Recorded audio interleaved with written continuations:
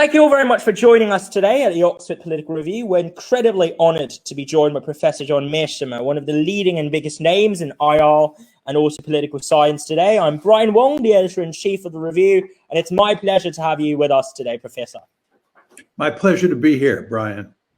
Thank you very much. So I want to start off our conversation with the increasingly frosty and fraught relations between China and the US. What do you make of China's rise and the future of U.S.-China relations? Well, as you know, I have long argued that as China grows economically, it would translate that economic might into military might, and it would try to dominate Asia the way the United States dominates the Western Hemisphere. And at the same time, the United States would go to great lengths to prevent China from becoming a regional hegemon. So you would have, as a result, this intense security competition, and a very dangerous security competition at that.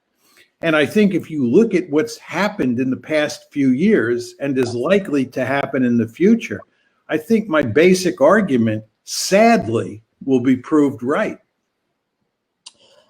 And indeed, that's the thesis that in both your recent or more recent writings, such as your 2019 article for international security and your 2001 book, The Tragedy of Great Power Politics. And in both of them, you've emphasized that China is quite bent on achieving regional hegemony and also would probably project power abroad as a next step in order to incentivize, I guess, the Western liberal order to distract the Western liberal order and to engage them in buck passing.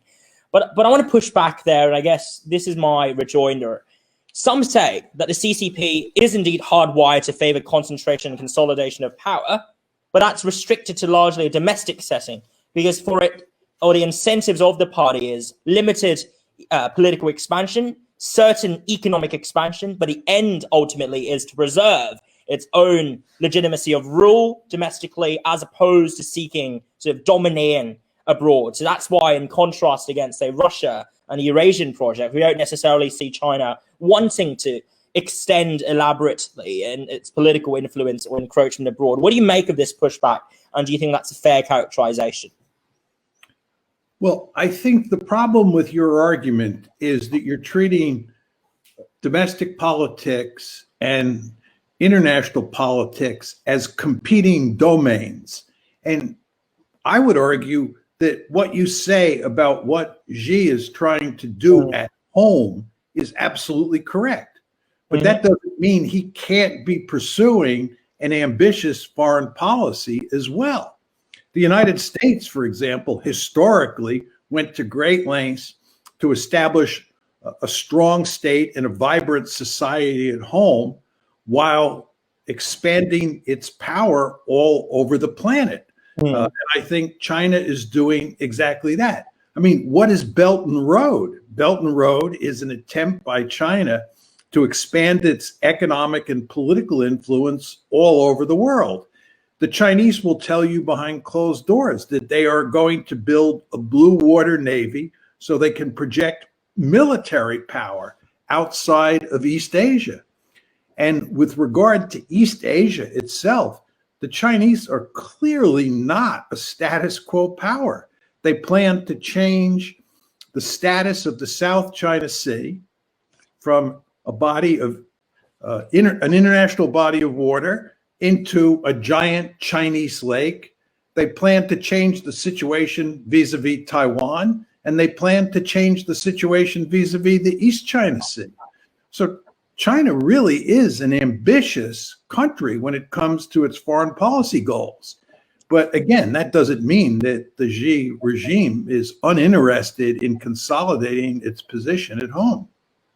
That's fair. And I guess there's something quite interesting about the term you use, or rather the observation you made just then, that China is not merely, or in any sense of the word really, a status quo power, because I think the standard defense you'd get from China is to say that they are trying to uphold their own sphere of influence and their own status quo influence against so-called foreign imperialism and neocolonialism. And then you'd also have a reciprocated observation from the States, which would argue that, you know, there's a status quo world order and China very clearly is seeking to usurp it or to upset it.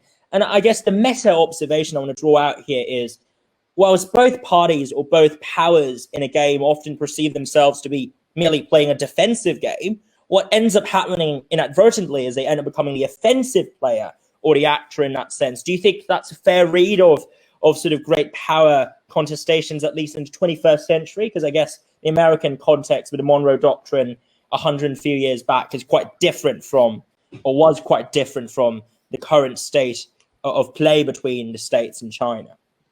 Well, I would tweak your language. You say that a country behaves defensively and then it becomes offensively oriented. The word I don't like is becomes. Okay. This is basically a security dilemma. Mm-hmm. And the security dilemma says, in essence, that things or measures that states take for defensive purposes look offensive in nature to the other side. Yeah. So if the United States pivots to Asia, it perceives that to be a defensive measure. But from China's point of view, it looks like an offensive measure. Furthermore, when the United States talks about containment of China, the Chinese see this as encirclement.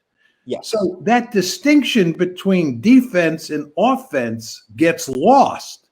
And what ends up happening is that both sides see almost everything that the other side does as offensive in nature.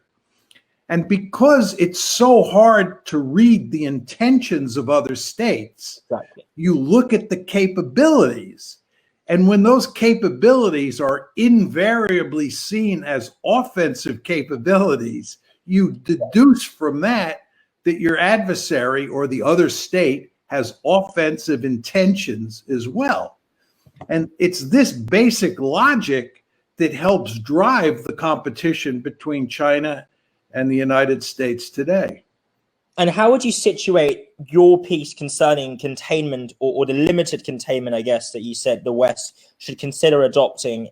If I'm correct me if I'm wrong, but how would you situate that in relation to what you just said here? Because it seems to me that when you were commenting on the 2014 Russian intervention in Ukraine, you posited that Russian aggression was then driven by largely the irresponsibly expansive strategic objectives of NATO and Eastern Europe. And as for the Israel-Palestine conflict, you've also noted that it was the Israeli advances, or rather Israeli advances would accomplish little in ameliorating the tensions, would only provoke Hamas and also, by extension, the rest of Palestine further.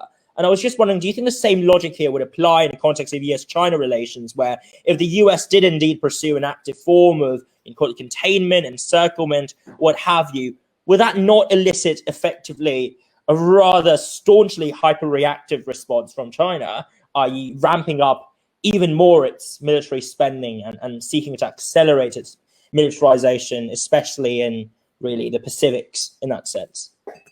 Look, there is no question that great powers do not like the idea of other great powers on their borders. There's just no question about that. This is why the United States has the Monroe Doctrine. This is why NATO expansion up to Russia's borders was a prescription for disaster. And it's why we had a war over Georgia in 2014, and it's, in 2008, and why we had the Ukraine crisis in 2014. Now, with regard to China, China does not like the fact that the United States is sitting on its borders. In East Asia, the United States is already there. You want to remember that in 1950, the United States and China went to war in Korea, and that war lasted until 1953. It was not a war between the United States and North Korea. It was a war between the United States and China. The United States has large numbers of military forces right on China's border. Now, what are the consequences of that? Well, China wants to get the Americans out of East Asia. It wants to push them first beyond the first island chain and then beyond the second island chain.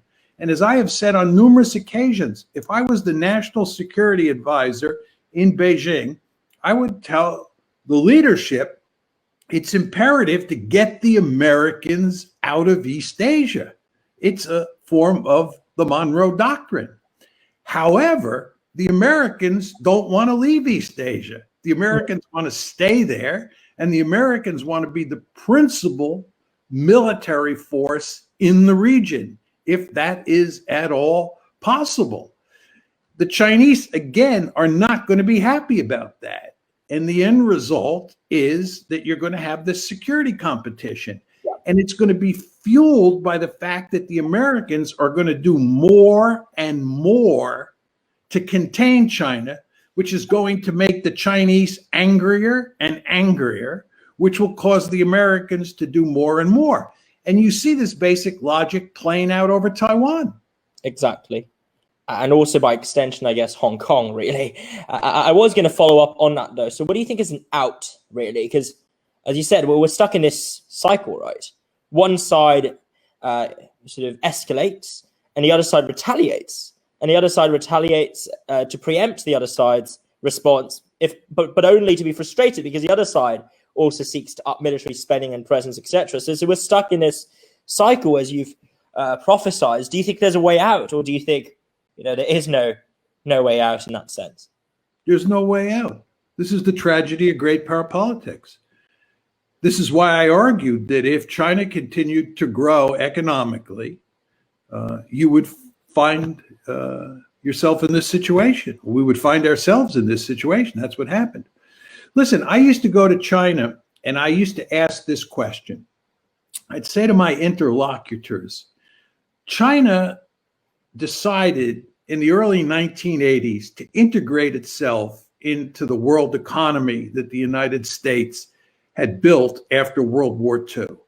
And as a result of China's integration into this economy, this worldwide economy, capitalist economy, China has flourished. It has done remarkably well.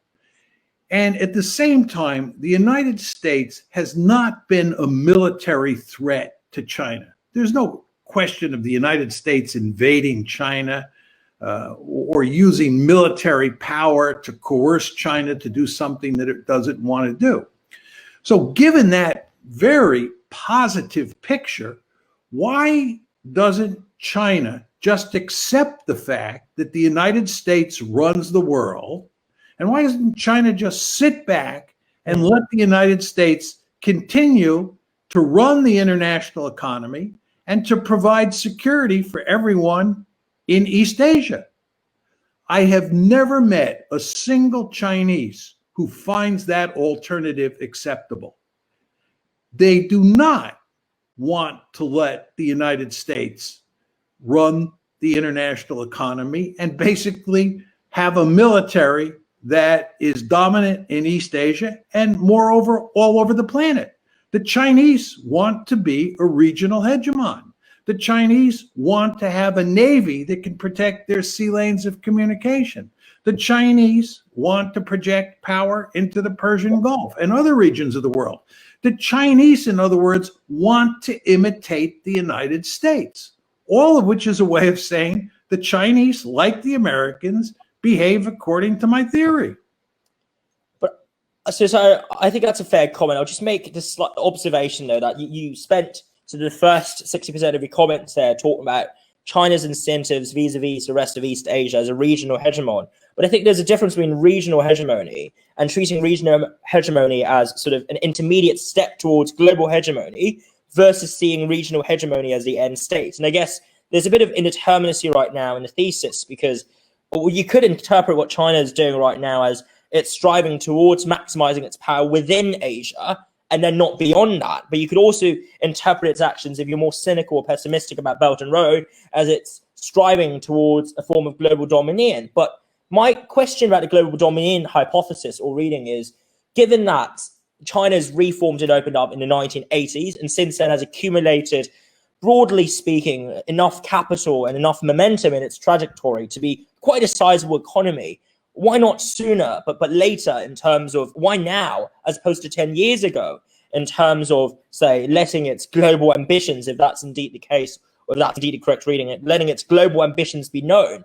Is it to do indeed just with its nature as a powerful or economic powerhouse, or is it instead to do with domestic politics, perhaps, in China, or indeed subtler variations within the state that do not necessarily correlate with just a materialist or militaristic interpretation of its capacity? Also, sorry for asking multiple questions, but I guess that's my retort there. Well, look, to talk about China establishing global hegemony at this point in time makes no sense at all. China is not even a regional hegemon. It has the United States in its face. It first has to establish regional hegemony, and it's not clear that it can do that. The United States is going to go to enormous lengths to prevent that. But China's not in the position now, and in my opinion, it'll never be in a position to achieve global hegemony, because in my opinion, the best you can do is achieve regional hegemony and make sure there is no other regional hegemon. But what China should want to do is become a regional hegemony and then cause trouble for the United States in the Western Hemisphere.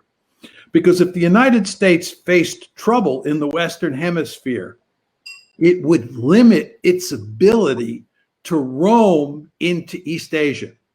Most people never ask themselves this question: why is the United States roaming all over the planet, sticking its nose in every country's business? The answer is the United States is free to roam. It's so secure in the Western Hemisphere, it doesn't have to worry about security threats in its backyard. So therefore, it's free to take its military forces and put them in Europe, the Persian Gulf, East Asia, and so forth and so on. If the United States had to deal with Canada or Mexico or Brazil as potential security threats, the United States would be much more constrained in its ability to project power around the world. And that would be in China's interest. So from my point of view, the smart strategy for China over the long term is to become a regional hegemon in Asia and go to great lengths to then limit America's hegemonic position in the Western Hemisphere. That's very fair. And I was going to turn the question on you, actually. Would you not say that Russia, perhaps, as this state that has always had ambiguous intentions, or rather apparent intentions in some ways, and then ambiguous in terms of the limits to that, wouldn't you say Russia's almost been the largest beneficiary of the past 5 years of events, really, with increasingly China being framed as the arch nemesis to the West, and especially to the US's led global order, whereas Russia hasn't really been in the limelight since 2014, given Ukraine. And to almost apply your logic there, really, the best way for Russia to diffuse the attention and spotlight is precisely, I guess, to have China front and step in as the main boogeyman in American politics instead of Russian influencers, so to speak. Do you think that's a fair read of the dynamics there between the two states? No, I don't think it's a correct read of what's going on in the United States. We have Russia phobia in the United States that's so intense, so comprehensive, that it's hard to understand. Russia is the weakest of the three great powers on the planet today. China and the United States are far more powerful. Furthermore, Russia is a declining great power. It has huge demographic problems. It has huge economic problems. It's basically a giant gas station, right? So the idea that Russia is this serious threat to the United States is crazy. There's one serious threat to the United States in the system, and it's China. And the United States should be focusing on China, and the United States should have good relations with the Russians. But in fact, if you read the American press every day, you would think that the greatest threat on the face of the earth is Russia. And I don't understand it. I guess it has a lot to do with domestic politics and the fact that the Democrats and the liberal media argue that Donald Trump is the president largely because of the machinations of the Russians. and therefore people blame the Russians for this, that, and everything. But it's crazy. I wish that the situation you described was true. I wish that Russia was the beneficiary of America's concern over China. But if anything, Russia has been portrayed as more of a threat up to now than China. But I'm going to push back on that, as I'm not going to sort of bring in China into the picture. But I would say that, if we look at the elections in Eastern Europe, the Brexit referendum, and the role played by Russia-funded media in terms of astroturfing and rallying support, and also even if Trump is not, and I won't claim or conjecture that he is in the playbooks of or the pockets of Russia. I don't think that's fair for me to say, but I will just note that the extent to which Russian or Russia's state-sponsored media played a part in a lot of these elections in the Western Hemisphere does strike me that Russia is perhaps more of a threat as a covert, clandestine player than an overt military power, but that threat still persists nevertheless. And I'm sort of looking at, say, the works of Timothy Snyder, and the rest, really, who observed the extent to which Russia was quite deeply intertwined with the events in Europe and the US over the past 1.5 decades, really. Well, first of all, I don't believe it. Okay. I want to see the evidence. Okay. And states have all sorts of incentives to lie, to misrepresent facts. So I want to see the evidence first. But I want to ask you a question. Do you think if the Russians had not interfered, we would not have had Brexit? Do you think if the Russians had not interfered, Donald Trump would not be in the White House? Do you believe that? I don't think Russia was the but-for cause. I think to anyone who says that wouldn't deserve to be a political scientist, because it's just very hard to establish the counterfactuals. But I would say Russian influence could have been an assisting cause or an amplifying cause. But I don't think it's fair to say Trump got elected because of Russia. I think Trump got elected because of, and then I was about to touch upon that really in 5 minutes time, just a lot of disillusionment with the way globalization was going, same as Brexit really, where Eastern, or rather European Union's effects and the so-called benefits of European Union clearly did not trickle down to a lot of the most disenfranchised groups in the UK. So I don't think Russia caused it if we were to apply that test stringently. No, absolutely not. Yes, but I want to explain to you what I think is happening here. The governing elites pursued policies that huge chunks of the American and British populations viewed as failures. Yeah. That's why Donald Trump is in the White House. It's because the governing elites failed. Think about the 2008 economic crisis. Think about the Afghanistan war. Think about the Iraq war. Think about Libya. Think about Syria. Think about the Russian crisis of 2014. The governing elites failed. And Trump ran on the platform that the governing elites deserve to be pushed out of office. And he won. Now, the governing elites respond by saying, that can't be true. We were geniuses, right? And there has to be some other cause for Donald Trump's success. It can't be our failures because we didn't fail. We're geniuses. And of course, the result of that is to argue that the Russians are responsible for Trump being in the White House. And in fact, Trump and the Russians worked hand in hand to help him win the election. This is nonsense. And it's exactly what you'd expect from the governing elites. It's funny because when you speak of governing elite, I think what comes to mind is, in many ways, Trump may not be a governing elite, but he certainly is a member of the elite class. And I think this portrayal that this is just like Brexit, i.e. a sort of grassroots versus elite revolt in the States, might be a tad erroneous in that he obviously wasn't part of the political establishment, but that didn't mean he was not part of the establishment in the form of the kyriarchy or the powerful corporate interests that donated millions of dollars into the American political system. I think he ran a great campaign.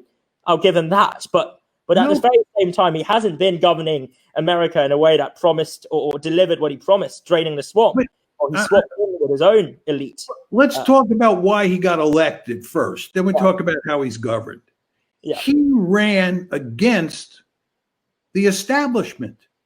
He ran the table in the Republican primaries He defeated all his Republican opponents, who he identified as part of the establishment.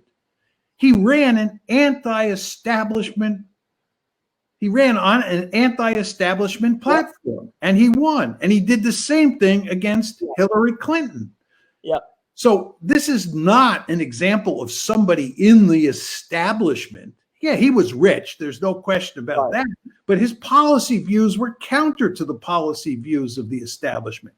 In terms of how he governed, the problem that he faced, and by the way, this is the problem that Obama faced, is that he could not find individuals to hire for his administration who agreed with his basic policy views.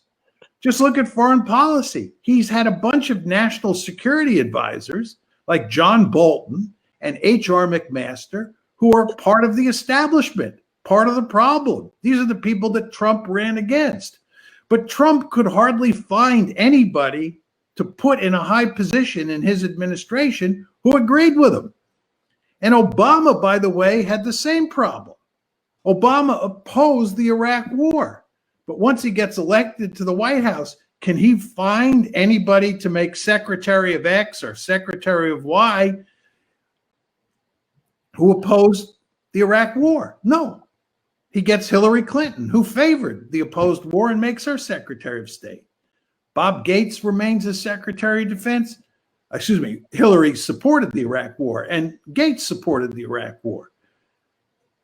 Anyway, I think that you're underestimating Trump's appeal to the American people. The American people were fed up with the governing elites. That's why they elected him. And do you think 4 years later they're any less fed up with the governing elite? No, no. I think Trump turned out to be basically a cookie made from the same cookie cutter, except he was, I think we should discuss, though, whether or not you think his administration's record should be attributed to his staff as opposed to himself, because I think that's definitely a pretty worthwhile sort of discussion. Because I think what you said, Justin, about his not being able to appoint people who are like-minded like him, that definitely was an interesting thesis. But I guess my question there is, do you think he would have governed better had he been able to appoint like-minded folks when it comes to foreign policy or domestic policy? Well, the truth is, Trump doesn't listen to anybody anyway. So Exactly. one could argue it didn't matter who he made national security advisor. He was going to do what he wanted to do. Yeah. Trump is sui generis in that regard. Listen, I want to be, first of all, clear. I'm not a Trump supporter. Yeah, I get it. Totally. I'm not in 2016, and I'm not in this election. But I do believe that if there had been no pandemic, Trump would have won easily. I think there is a great deal of disgust with the Democratic Party, with the governing elites, and I think that given the state of the American economy in January of 2020, Trump would have won quite easily. And I think, by the way, if Trump had handled the pandemic in a smart way, he would have gotten reelected. And I think it's his misbehavior, his foolish behavior, to be more accurate, which is going to lead to Biden winning on Tuesday. But you do not want to underestimate the disgust with the governing elites, and you do not want to underestimate the problem that Biden is going to have governing, because Biden in many ways represents the same old. And if you look at his foreign policy team, he's basically bringing back retreads. These are people we've seen before. These are people who pursued policies that helped put Donald Trump in the White House, and they're all coming back again. And I'll just draw together both strands, really, the Biden and the US elections, and also sort of the ongoing debate we had in the background about the viability of trade, and also, I guess, the extent to which really the whole economic trade and peace theory even makes sense, which I guess, and I think I also share your view, it doesn't really make sense. But I wanted to ask you, Professor, if Biden wins, and if Biden pursues a strategy that involves a mixture of hedging, so consolidating American capacities when it comes to strategic industries, as well as selective and limited cooperation, as well as also decoupling in various other sectors vis-a-vis China, do you foresee a major policy reset in to U.S. China relations? And how do you think that trajectory would look? Do you still think that great power competition thesis of yours would hold regardless of whether or not Trump hypothetically won or Biden had won? Or do you think their decisions as individuals could make a difference there? Because I've been hearing mixed thoughts really on both sides of the account. Some folks think, the American political establishment has turned against China full stop, whereas others think that there is a difference in the way this sort of turning against or this pivot away from China is going to be discharged in the next 5 to 10 years, or rather 5 years at least.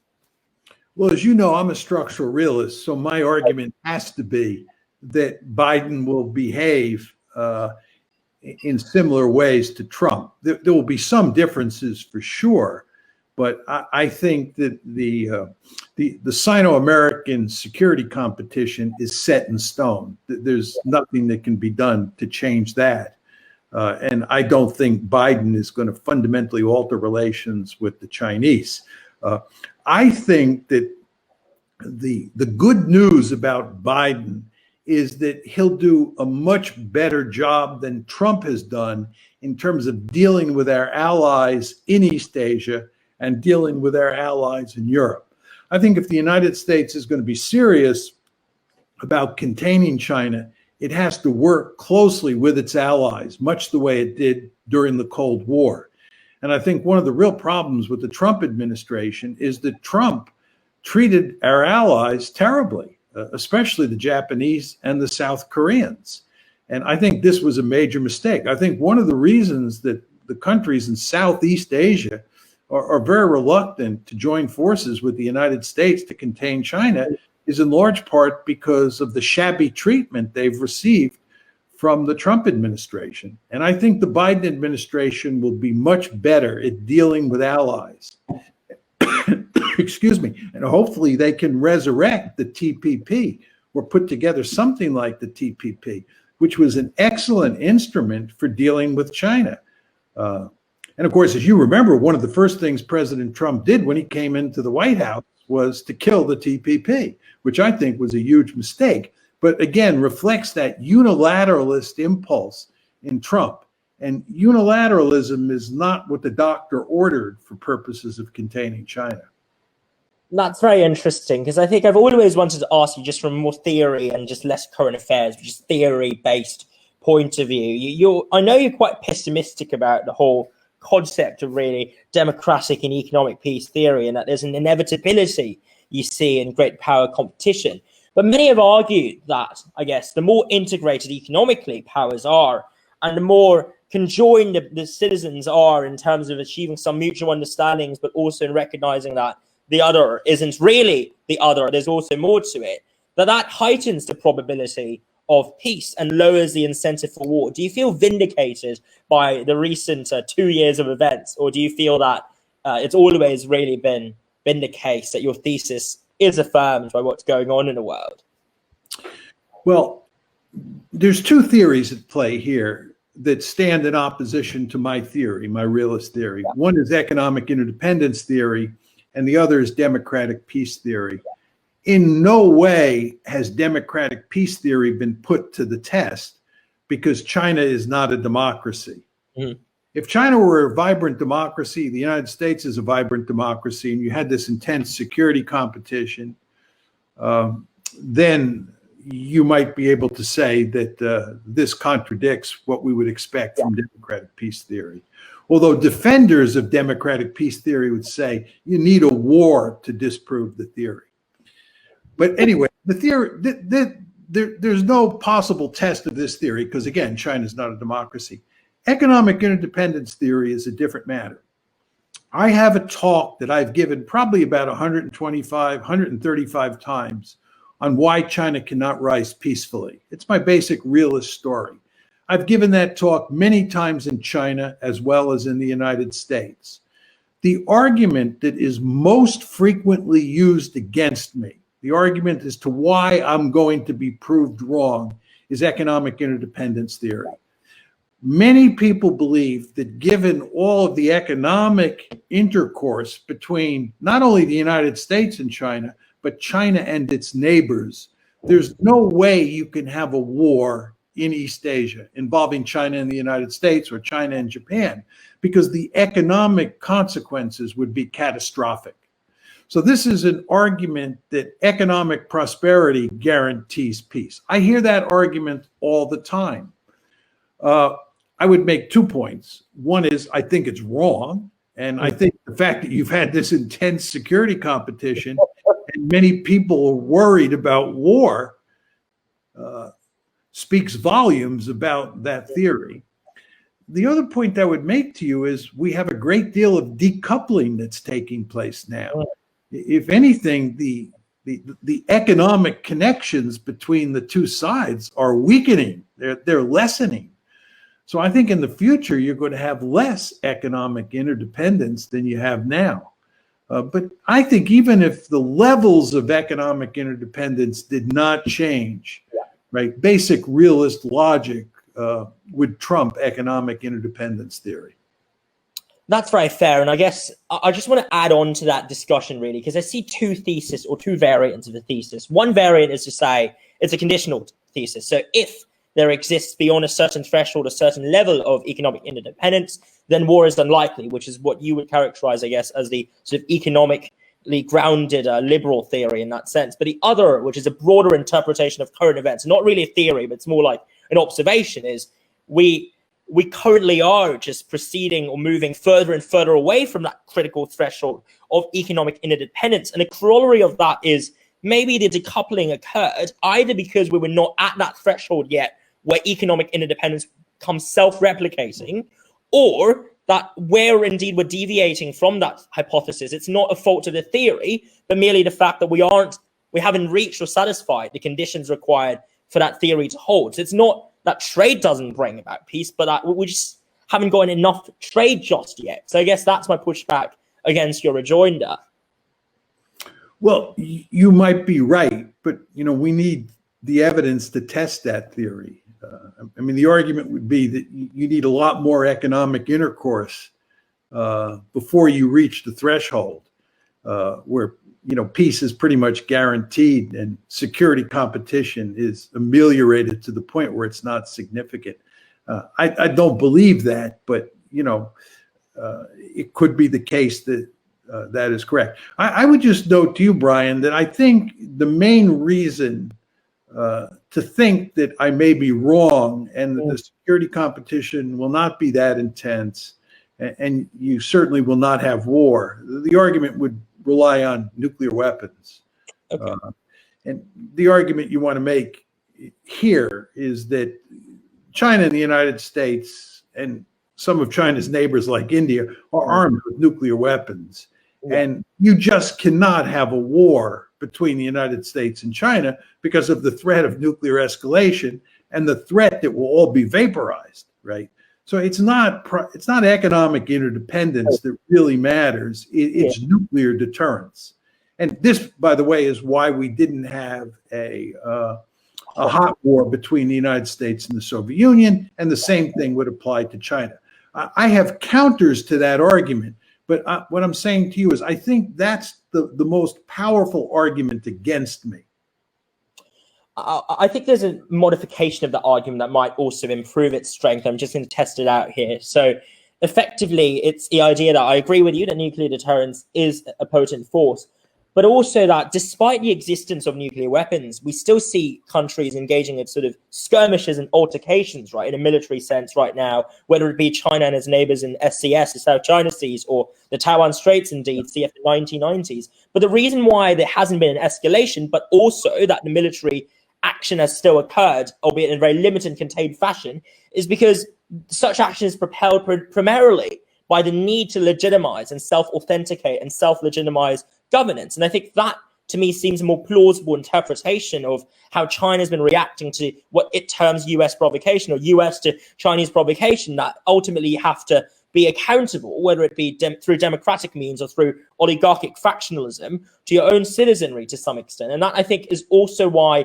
given increasingly we've got a wider berth of tools that countries could deploy in waging warfare. So you've got economic warfare, even though I don't think it's a type of warfare. You've also got cyber warfare and perhaps indeed one day bio warfare. Maybe the argument or rejoinder against your thesis is, yes, there will be war, but it won't be necessarily hot war or even a cold war en masse, but instead a deeply fragmented and chaotic, locally speaking, a series of mini skirmishes, meso skirmishes, and then just uneasy major or sort of macroscopic tolerance of one another, kind of reminiscent to what you said in your 2019 article about the thin layer that holds between the two spheres of influence. So I guess that's my pushback against your thesis there. Well, I think there are two problems with what you say. First of all, I think that you greatly underestimate the importance of nationalism inside of China. The Chinese elites have played the nationalism card in very important ways in recent years. And nationalism in China is built around the concept of the century of national humiliation. Yeah. And the Chinese are remarkably sensitive about the foreign policy behavior of both Japan and the United States. Yeah. And I believe that if you had a major crisis, major military crisis over Taiwan or over the South China Sea, the Chinese governing elites would have great difficulty backing down because of nationalism. Exactly. I think domestic politics inside of China would leave the governing elites in China, whether it's Xi Jinping or someone else, in something of a straitjacket. So you do not want to underestimate the extent to which nationalism in China limits the flexibility, right, of the leadership in a crisis. Second point I'd make to you is that if you look at the possible scenarios in which you get a war, you get real fighting between the United States and China, it's in rather remote locations like the South China Sea or the East China Sea, or even over Taiwan, which is an island, out in the Pacific Ocean. It's not a fight over Beijing or over Shanghai, right? And I'm not saying that it's likely you're going to get a war between the United States and China over the South China Sea or Taiwan, but it's easy to imagine that happening, right? You can think of plausible scenarios where the United States and China start shooting over the South China Sea. As I often say to people, during the Cold War, the principal point of military competition between the two sides was Central Europe, or what we used to call the Central Front. Yeah. It was almost impossible to imagine a war on the Central Front because you had two massive armies on either side of the inter-German border, armed to the teeth with thousands of nuclear weapons. If those armies crashed into each other in Germany, we probably would have all gotten vaporized. So war became unthinkable almost. War is not unthinkable in the South China Sea or over Taiwan or in the East China Sea. So the point I'm making to you is when you factor in nationalism and you factor in the actual scenarios where you might get shooting, there's a lot of cause for pessimism here. And there are good reasons to think that we may not just have intense security competition, we may actually have a war. It will be a limited war. We're not going to have World War III. Nuclear weapons rule that out. But we could have a limited war. And there is serious threat for nuclear escalation. Now, I really hope that doesn't prove to be the case. I hope that, smarter minds prevail on both sides. But we live in dangerous times. And on that note, actually, we're at a final question for today, really. And as a political theory student professor, one of the questions that's increasingly emerged in the field is one concerning global justice, or more specifically, the ethics of policymakers and state actors on an international level.